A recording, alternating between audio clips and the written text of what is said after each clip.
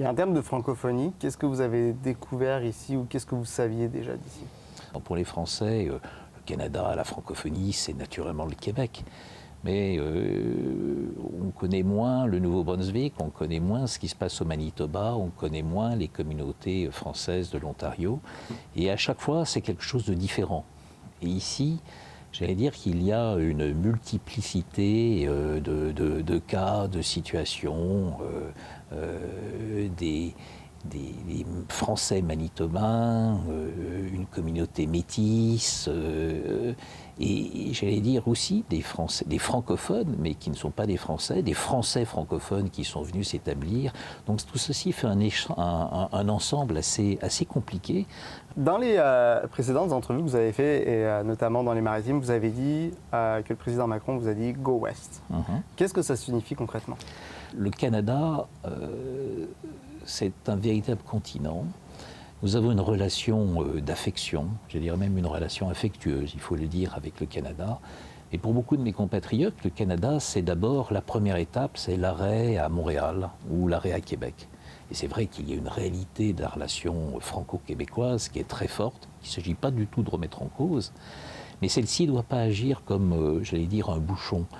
Et elle cache en fait d'autres réalités. Elle cache par exemple le fait que l'Ontario, c'est 40% du PIB, du produit intérieur brut de ce pays, mais que derrière, il y a les plaines, et on le voit avec les crises alimentaires, les problèmes de minéraux critiques, on voit cette partie du Canada revêtir une importance croissante. Et l'on voit aussi sur l'Alberta, sur la Colombie-Britannique, une espèce d'énergie. Et ce qui rassemble un peu tous ces États, c'est aussi un tissu universitaire, de laboratoires de recherche à la pointe, avec vraiment, moi ce que je ressens, c'est une modernité, une volonté d'aller de l'avant.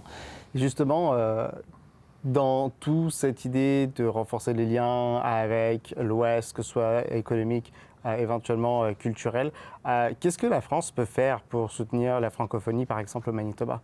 Ben écoutez, moi, le soutien à la francophonie, c'est d'abord, je pense, avoir une conception de la francophonie qui est une francophonie offensive.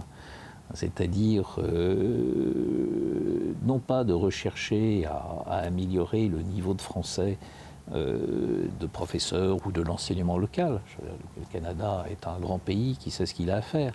Mais en même temps, c'est une cible également, mais c'est aussi faire en sorte que le bilinguisme soit véritablement quelque chose d'ancré et qu'il repose, qu'il n'y ait pas de question de qualité d'enseignement. Et c'est ça qui m'intéresse.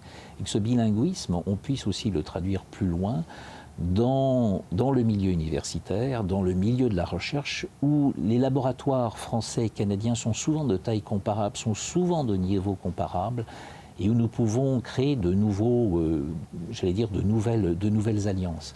Développer la francophonie, c'est le faire utilement, c'est-à-dire le faire effectivement en offrant peut-être le moment venu la possibilité d'un lycée français international au Manitoba, mais qui accueillera naturellement les francophones, naturellement, mais qui vise aussi à cibler ces populations anglophones qui sont à la recherche d'autre chose. Parce que apprendre le français, c'est pas uniquement apprendre de la grammaire ou de l'orthographe, c'est aussi apprendre, faire un peu de philosophie, avoir une conception de l'être humain au centre de la société, du respect des droits de l'homme, ce qui correspond tout à fait, j'allais dire, à l'esprit des Canadiens, mais en même temps avoir un intérêt pour l'histoire, pour la philo.